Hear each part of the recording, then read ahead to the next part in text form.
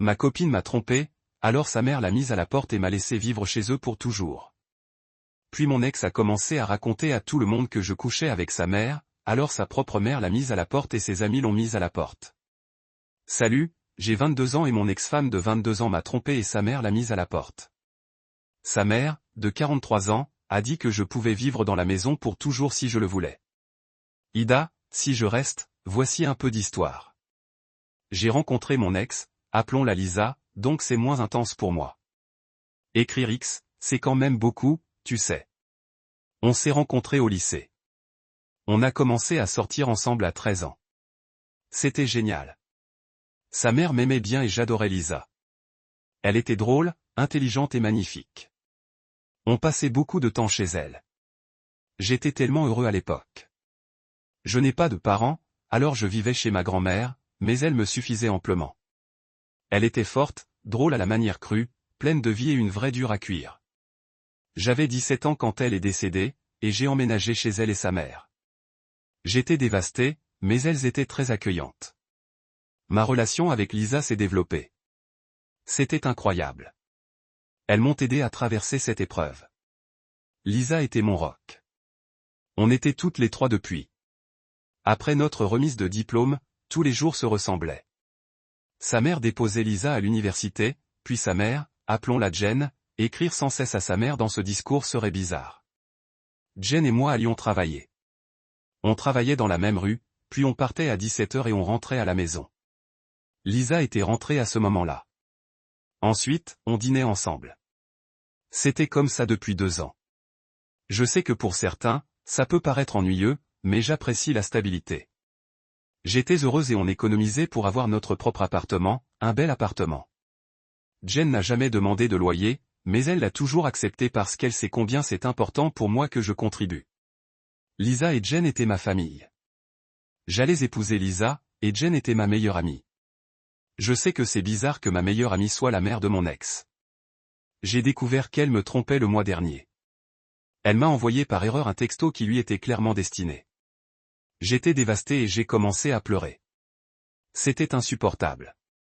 Jen m'a entendu. Je lui ai montré mon téléphone et elle m'a serré dans ses bras. Lisa est rentrée et, au lieu de s'excuser ou de trouver une excuse, elle a dit avec venin, « J'ai un homme nouveau et meilleur, fais tes bagages. » Ça se répète dans ma tête presque tous les jours. Jen a craqué, il y avait des cris et des jurons. Jen a fini par dire à Lisa qu'elle avait 30 minutes pour faire ses bagages. Je me suis caché au bureau et j'ai verrouillé la porte. Je n'ai pas pu supporter ça. J'étais paralysé. Lisa est partie environ 2 heures plus tard. Jen m'a serré dans ses bras et m'a dit, « C'est ta maison aussi longtemps que tu veux. Si tu veux déménager, tu me manqueras, mais tu resteras de la famille. Si tu veux, tu peux rester pour toujours. » Ça m'a vraiment aidé à me sentir en sécurité et m'a apaisé. Parfois, quand j'étais absente, Lisa et son père venaient récupérer ses affaires. Lisa et Jen ont eu quelques grosses disputes, mais Jen a fait en sorte que je ne sois jamais là la plupart du temps. Lisa et ses amis me donnent du fil à retordre en m'envoyant des SMS blessants, et je ne sais pas comment gérer ça. Lisa alterne entre me traiter de perdante parce que je vis avec Jen et me demander une seconde chance. Je ne me remettrai jamais avec elle. Je ne l'aime plus. J'ai réussi à éviter tout tête-à-tête avec Lisa, mais je vais devoir lui parler un jour. Lisa vit avec son père, il a essayé de faire la médiation, mais je n'ai pas accepté. La position de Jen est la suivante, que je vive ici ou non, sa fille n'est pas invitée à vivre chez elle, ses actes sont dégoûtants et elle mérite des conséquences graves et permanentes. Elle m'a dit qu'elle aimait toujours Lisa, mais pas la personne qu'elle est devenue. Je veux continuer à vivre ici pour le moment. Je dors dans l'ancien bureau, qui est maintenant ma chambre, et notre ancienne chambre est maintenant le bureau. C'est le seul chez moi que j'ai jamais eu et Jen est ma meilleure amie. Beaucoup de gens dans ma vie pensent que je suis responsable du renvoi de Lisa. C'est ce qui m'a fait me poser des questions. Est-ce que je l'ai emmenée chez elle? Ida, si je continue à vivre avec la mère de mon ex. Désolé d'avoir râlé dans ma grammaire et d'avoir oublié des passages parce que j'ai encore du mal ou que j'ai juste raté quelque chose. Désolé pour les longs commentaires où l'auteur a répondu à toi débutant plouc. Ne manque pas de respect à Jen en laissant Lisa décider qui vit dans la maison. Ta famille et ceci est ta maison. C'était la décision de Jen. Ce n'est pas comme si elle allait accueillir Lisa à nouveau simplement parce que tu pars de toute façon. Oups, je ne le ferai pas, mais on finit par être touché par quelque chose. J'apprécie tout ce qu'elle a fait pour moi, et je fais de mon mieux pour le montrer. Oprah Winfrey ne restera pas chez Jensen un moment.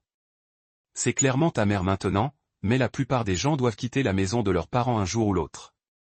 Travaille, économise, trouve-toi un bon chez toi, et tu l'appelles tous les mercredis et dimanches après ton départ et dîne avec elle aussi souvent que possible. Quand tu lui dis au revoir à la fin des appels ou des dîners, tu lui dis « Je t'aime, maman ». Oups, merci. Je le ferai. J'ai l'intention de vivre là-bas jusqu'à ce que je trouve un endroit que je puisse appeler le mien. Je ne veux avoir déménagé qu'une fois. Quoi qu'il arrive, je vais garder cette relation. Elle compte beaucoup pour moi. Je n'ai jamais eu de mère, mais je pense qu'elle en a une. Mise à jour du 3 juillet 2025. Il s'est passé beaucoup de choses. Quelques jours après mon message, Lisa est passée. Nous avons parlé toutes les deux pour la première fois depuis qu'elle a été mise à la porte. Elle a commencé par s'excuser, mais a immédiatement essayé de rejeter la faute sur moi, puis sur sa mère. Elle m'a ensuite demandé si elle pouvait avoir une seconde chance. J'ai dit non. Puis elle m'a demandé si je couchais avec sa mère. J'ai dit non. Qu'elle était la seule personne avec qui j'avais jamais eu d'intimité et que Jen était en quelque sorte ma mère. Puis elle a dit, alors tu es toujours amoureux de moi. Une suffisance qui m'a rendu fou. Je me souviens exactement de ce que je lui ai dit. Je ne t'aime plus à la seconde où j'ai découvert que tu m'avais trompé. Elle avait disparu et que je préférerais boire 3 litres de pisse d'éléphant par jour pour le reste de ma vie avant de me remettre avec elle. Elle m'a giflé, puis est allée dans le jardin. Et s'est disputée avec Jen. Elle a dit des choses parmi les plus ignobles que j'ai jamais entendues de ma vie, et je ne les écrirai pas et je ne les dirai certainement pas à sa mère. C'était perturbant. Puis Jen a dit d'une voix très calme qu'elle n'était plus sa fille, lui a dit qu'elle était entrée sans autorisation et qu'elle devait partir. Lisa a semblé choquée, puis est partie en trombe. Dès que Lisa est partie, Jen a pété un câble, ça a duré des heures. J'étais furieuse contre Lisa. Elle m'a confié qu'elle détestait sa fille maintenant et qu'elle ne voulait plus de relation avec elle. Elle a commencé une thérapie et m'a dit il y a environ 2 semaines qu'elle dénigrait Lisa et que c'était ce qui était le mieux pour sa santé mentale, que sa thérapeute lui avait dit qu'elle pouvait encore aimer sa fille et ne plus vouloir rien avoir à faire avec elle. Je la soutiens du mieux que je peux. J'aime être utile. Lisa a de moins en moins essayé de me contacter. Elle vit chez son père. Il y a 5 jours, j'ai reçu un SMS de la meilleure amie de Lisa. Appelons-la Kate. C'était l'une des rares amies de Lisa à ne pas m'avoir harcelé et à m'avoir même choisi lors de la rupture. Nous avons parlé plusieurs fois depuis la rupture pour me consoler. Elle m'a demandé si elle pouvait venir avec des amis de Lisa pour qu'elle puisse s'excuser. J'étais inquiète, mais cette femme est franche et j'étais curieuse. Alors, elles sont venues et Kate a dit « Merci de les avoir accueillies ». Puis les 3 autres femmes se sont excusées tour à tour auprès de moi. Puis elles se sont excusées auprès de Jen pour tout. Et puis, elles ont lâché une bombe. Elles ne savaient pas qu'elle me trompait. Apparemment, Lisa disait à tout le monde qu'elle ne me trompait que parce que je couchais avec sa mère et que c'était pour ça qu'elle avait été renvoyée.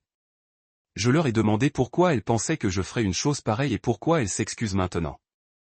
Elles ont dit qu'il était plus facile de me prendre pour une infidèle que de penser que leur meilleure amie était une connasse menteuse. Leur parole, pas la mienne. Elles m'ont dit qu'elles l'avaient virée. J'ai dû avoir l'air de ne pas les croire. Alors elles m'ont toutes montré leurs SMS à Lisa et leurs réseaux sociaux. Il leur semblait très important que je les croie. Et oui, elles l'ont fait. Elles n'ont pas été tendres, c'est le moins qu'on puisse dire. J'ai accepté leurs excuses dans leur grande majorité. Elles sont toutes parties, mais Kate et Jen sont allées dans le jardin. Je ne sais pas de quoi elles ont parlé, mais elles souriaient toutes les deux à leur retour. J'ai remercié Kate de les avoir remises dans le droit chemin et d'avoir été à mes côtés tout au long de la rupture. Elle a dit qu'elle suivait simplement son sens moral. Je vais beaucoup mieux maintenant et je ne compte pas déménager avant que le moment soit venu pour Jen et moi. Jen est devenue ma meilleure amie et nous nous soutenons mutuellement. J'ai une routine que je suis et qui m'aide vraiment. J'ai aussi commencé à mieux dormir. J'ai surtout écrit ceci parce que ça m'aide à me vider la tête. Histoire suivante, une nouvelle recrue a passé 3 semaines à se plaindre de tout au bureau et nous a fait vivre un enfer. Puis elle a signalé un homme trisomique pour harcèlement sexuel. Nous sommes donc allés au RH et elle a démissionné avec une liste de demandes de cadeaux. Je travaille dans ce bureau depuis 3 ans. Nous avons récemment embauché une nouvelle recrue de 25 ans et elle est assise en diagonale devant moi, ce qui me permet de la voir à mon bureau et vice-versa. Nous sommes à environ 1 mètre l'une de l'autre. Elle travaille depuis 3 semaines et essaie de gérer nos habitudes au bureau selon ses goûts. Voici les problèmes rencontrés et ce qui m'a poussé à agir ainsi. Premièrement, j'ai une mauvaise habitude alimentaire et je grignote beaucoup au travail. Elle m'a dit à 2 reprises en plaisantant que je l'avais tenté en lui demandant comment je pouvais rester mince alors que je mange comme un porc. Je lui en ai proposé. Elle a refusé, prétextant qu'elle essayait de perdre du poids. Très bien. J'ai arrêté de grignoter à mon bureau, mais mes autres collègues et moi continuons à déjeuner au bureau lorsque nous sommes très occupés. Puis, à la fin de la première semaine, elle a signalé au RH qu'il ne fallait pas déjeuner ou manger au bureau, car cela pouvait être insalubre et les miettes pouvaient tomber sur le clavier, etc., et attirer les insectes. Elle a également mentionné qu'elle était agacée par le fait que je mange de la glace, des gâteaux, du pain, etc. pendant les heures de travail, ce qui la perturbait car elle s'efforçait de perdre du poids. Les RH nous ont donc envoyé des emails à tous, et maintenant, tout le monde au bureau ne peut plus rien manger sur notre bureau. Le deuxième jour, elle s'est plainte que la fille assise à côté d'elle, Jane, utilisait un parfum très fort qui lui donnait la nausée. Jane portait effectivement un parfum fort, mais ce n'était pas si terrible. Nous pouvions tous tolérer Jane, et soudain, cette nouvelle ne la supportait plus, et c'est Jane qui a dû changer. 3 dans notre équipe, 6 d'entre nous collectons $10 par semaine pour acheter des billets de loterie. L'un d'eux est musulman et ne joue pas, il n'a donc jamais participé, mais il ne nous a jamais découragés ni critiqués. Nous avons proposé à cette fille de nous rejoindre et elle nous a critiqués, affirmant que les jeux d'argent étaient mauvais et qu'il était très peu professionnel de collecter de l'argent pour jouer au bureau. Elle a d'ailleurs signalé l'incident au RH, arguant des risques et des dangers, et que si nous gagnions des millions de dollars et que nous procédions à un exode massif, cela serait préjudiciable à l'entreprise. Heureusement, les RH n'ont rien fait. 4. Le musulman prie 2 fois par jour dans notre salle de travail. Malheureusement, nous n'avons pas de salle de prière au bureau. Il a son tapis de prière et d'autres affaires dans notre salle de travail, et ils y sont depuis que je travaille. Elle lui a suggéré de le déplacer, car il ne devrait pas laisser d'effets personnels dans un espace commun. Elle a dit à l'autre fille de notre équipe que le vieux tapis n'était pas agréable à regarder. Bon, que s'est-il passé aujourd'hui? Notre bureau est en forme de L et le mien est à côté d'une fenêtre. Dans notre équipe, nous sommes 7 personnes, elles non plus, et nous détestons tout le soleil. Nous baissons toujours le store, surtout ceux assis dans le coin opposé. Ils ont dit que si la fenêtre était ouverte, le soleil éblouirait leur écran d'ordinateur l'après-midi, ce qui les empêcherait de bien voir. Cette fille se plaint que notre coin est trop sombre et donne une mauvaise ambiance, et qu'elle devrait ouvrir les stores. Elle a mentionné que le soleil rendrait les gens plus heureux et augmenterait la productivité. Je ne pouvais plus la supporter, alors je me suis levé de mon bureau et j'ai dit, je n'ai pas crié. Écoute, inscris son nom. Tu es ici depuis moins d'1 mois, mais tu continues à nous dire quoi faire. On a changé nos habitudes pour te satisfaire. Mais tu continues à insister. Tu ne peux pas continuer à nous dire quoi faire. Je pense que le mieux serait que tu ailles t'asseoir là où sont les RH, parce qu'il y fait toujours beau et que tu es plus proche d'eux que de nous. Elle a alors dit, je déteste les femmes, je la harcèle et elle en parle à notre responsable et au RH. Suis-je la personne qui est là? Les jeux harcelés? Est-il acceptable qu'une nouvelle recrue dise à ses anciens de faire ça? Première mise à jour. Petite mise à jour pas si insignifiante. J'en parlais justement avec ma collègue qui travaille en bas, dans le débarras. Je n'y vais pas souvent, mais cette nouvelle doit y aller tous les jours dans le cadre de son travail. Et il m'a raconté une anecdote. Dans mon entreprise, on embauche un homme trisomique pour on va faire un peu de réapprovisionnement. Appelons-le Bob. Apparemment, il y a quelques jours, une dame âgée qui travaillait en cuisine portait un tablier Pikachu. Quand Bob a vu la cuisinière, il a crié « Pikachu », puis il a couru et a touché le tablier, donc il a dû lui toucher la poitrine aussi par accident. D'après ma collègue, la dame âgée a juste ri et n'a pas fait grand-chose. La nouvelle a été témoin de la scène et a dit que Bob avait harcelé sexuellement la vieille dame et qu'elle allait le signaler au RH. MDR. Elle s'est plainte que le comportement de Bob était très inapproprié et dangereux. Deuxième mise à jour. Waouh, je ne m'attendais pas à ce que ça fasse des siennes. Je reçois encore tellement de messages et de commentaires. Je ne suis pas anglophone et je comprends maintenant qu'il n'est pas approprié d'utiliser le mot « fille » pour désigner une femme de 25 ans. Je ne m'en étais pas rendu compte avant. Merci pour l'info, Reddit. J'ai montré ce post à 2 de mes collègues, ils m'ont encouragé et j'ai aussi ressenti la nécessité de le faire. Pour clarifier quelques points, par souci d'équité, et pour répondre à certaines de vos questions et commentaires, elle s'est plainte de beaucoup d'autres choses que je n'ai pas mentionnées plus tôt, principalement parce que je ne les trouvais pas très intéressantes. Et honnêtement, certaines d'entre elles nous ont même été bénéfiques. Premièrement, d'accord, apparemment, il est interdit de se parfumer au travail. Compris. J'imagine que Jane a eu de la chance que personne ne se soit jamais plaint. Deuxièmement, son commentaire sur le tapis de prière du musulman concernait plutôt son emplacement dans le débarras. Tout le reste est soigneusement rangé dans des placards en bois, mais dans un coin, il y a une petite table avec le tapis de prière et quelques objets religieux. Elle a trouvé cela déplacé et a estimé que les objets personnels ne devraient pas être dans les espaces publics partagés. Cela dit, le tapis de prière est là depuis mon arrivée et personne au bureau ne l'a signalé depuis 3 ans.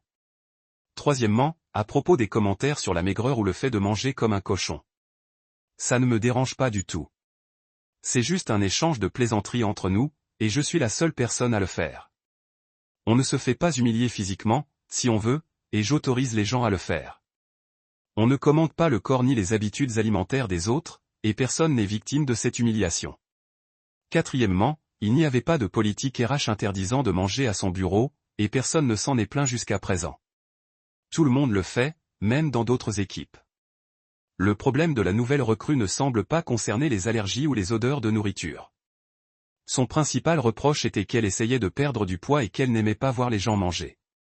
Elle n'a jamais évoqué de problèmes informatiques ou de bugs avant d'en parler au RH. Cinquièmement, oui, elle est actuellement en période d'essai de 6 mois. Ce n'est pas son premier emploi, mais son deuxième. Apparemment, elle a travaillé pour cette entreprise pendant 2 ans. Le premier était dans une autre ville, et elle en fait beaucoup l'éloge. Sixièmement, je n'en ai pas parlé plus tôt parce que ça a plutôt bien fonctionné pour moi, mais une de mes collègues m'a demandé de l'inclure. Le deuxième jour, elle a demandé à notre responsable de rapprocher une armoire d'elle. Bureau. Avant, ce meuble était de l'autre côté de la pièce, et je devais m'y rendre à pied à chaque fois que j'en avais besoin. Maintenant, c'est plus pratique. Mais bien sûr, les personnes assises à côté, y compris les collègues qui m'ont demandé d'en parler, sont assez agacées, car elle l'utilise autant qu'elle. Elle n'a jamais mentionné de problème de mobilité ni rien de ce genre. Elle veut juste que le meuble soit près d'elle. Curieusement, notre responsable obtempère et le fait déplacer. Septièmement, elle se plaignait que le technicien informatique assis derrière elle avait une sonnerie très forte. Personnellement, je trouve ça un peu agaçant, mais il ne reçoit pas souvent d'appels et ce n'était pas trop gênant pour nous. Huitièmement, elle se plaignait qu'un de nos collègues portait un casque lorsqu'il travaillait et qu'elle n'aimait pas devoir lui taper sur l'épaule quand il avait besoin de lui parler. Elle lui a littéralement dit, « Ça te dérangerait de ne pas mettre ton casque pendant qu'on travaille, parce que je ne veux pas te taper sur l'épaule à chaque fois que j'ai besoin de te parler, et c'est irrespectueux, envers les autres ou quelque chose du genre. » D'habitude, on envoie juste un message sur MS Teams quand on veut lui parler et qu'il est au casque. Il lui a suggéré la même chose, mais elle a dit qu'elle ne voulait pas neuf. Elle s'est plainte d'une Philippine. J'ai failli encore taper, fille, MDR. Qui a apporté un déjeuner qui sent mauvais au travail? Oui, je suis plutôt d'accord avec cette plainte. Pour être honnête, la Philippine ne faisait pas ça très souvent, et elle déjeune généralement tard vers 14 heures, après que les autres aient fini leur déjeuner. Quelques-uns de mes collègues et moi n'aimons pas ça non plus, mais nous pensions que personne n'était parfait, et comme elle n'apporte pas souvent ce genre de nourriture, nous l'avons supportée. 10 de plus, mon collègue m'a dit qu'il avait entendu comment elle avait critiqué certains de nos collègues asiatiques qui mangeaient du riz à la cuillère au lieu d'une fourchette. Pourquoi cela la dérange-t-il? 11 s'est plainte que notre poubelle de cuisine n'avait pas de couvercle.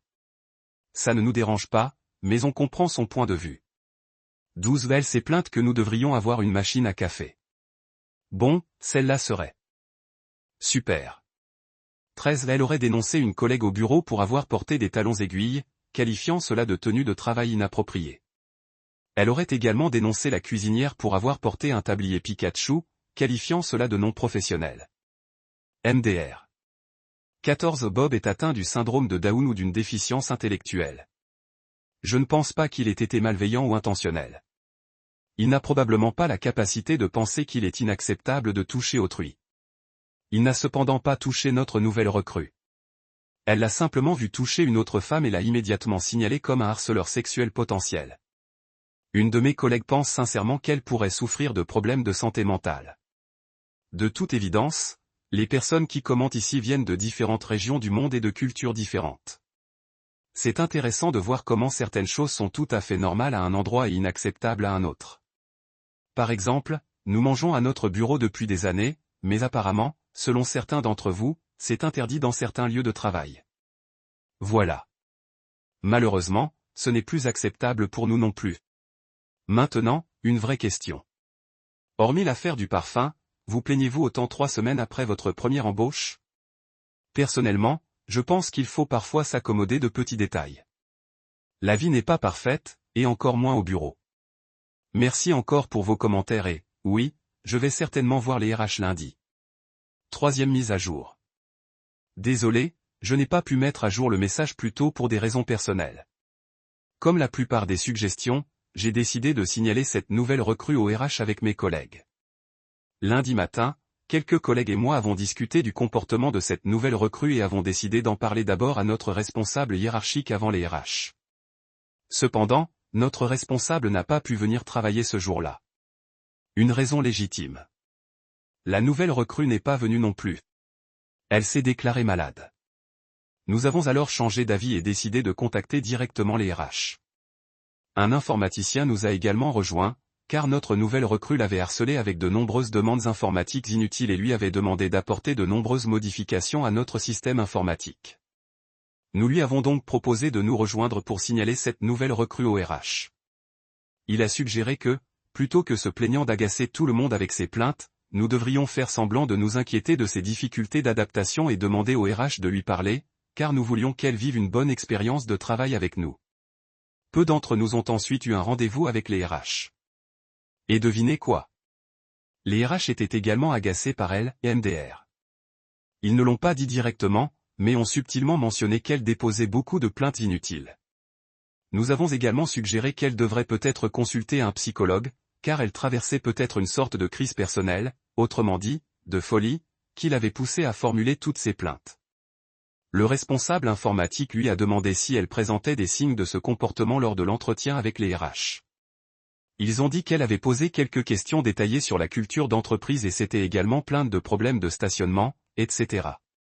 Mais ils n'y ont pas vraiment réfléchi sur le moment, et ses références l'ont félicité, probablement parce qu'ils voulaient se débarrasser d'elle, MDR. L'équipe RH a dit qu'ils discuteraient de la question et que la responsable RH organiserait un entretien individuel avec elle lors de sa prochaine visite. Cependant, cela n'a jamais eu lieu, car elle l'avait envoyé. Le lendemain, elle a reçu une lettre de démission accompagnée d'une longue liste de plaintes et de changements. Le plus ridicule, c'est qu'elle a envoyé le même courriel à son supérieur hiérarchique, se plaignant que notre lieu de travail était dangereux, insalubre, non inclusif, misogyne, rétrograde et dégageait une mauvaise ambiance. La responsable des ressources humaines qui nous a raconté cela a trouvé étrange qu'elle n'ait pas utilisé le mot « toxique ». Elle a trouvé amusant qu'elle mentionne que notre lieu de travail devrait offrir de nombreuses prestations gratuites, comme des boissons en bouteille, des fruits, des encas, une machine à expresso, des tickets restaurants, des produits d'hygiène féminine, des bons d'essence, etc. En conclusion, bon débarras.